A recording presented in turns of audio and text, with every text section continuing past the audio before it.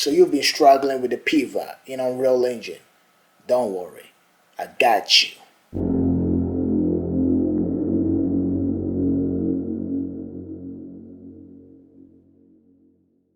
I just imported my model, and you see I have the pivot right here.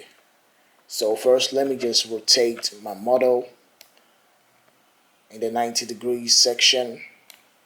So I want to move the pivot in the middle. So what you're going to do is, first I will just, because I want to be on the top view, I'll just click here, and this is the top view. I just click it like this. Then I middle mouse plus the Alt on the keyboard.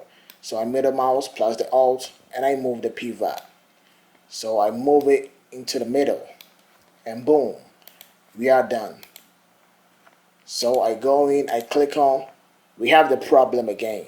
So to really solve the problem forever, you just click again on the top view, middle mouse plus the Alt on the keyboard. You just move and move into the middle, and you right click on the pivot, go to pivot, set as pivot offset.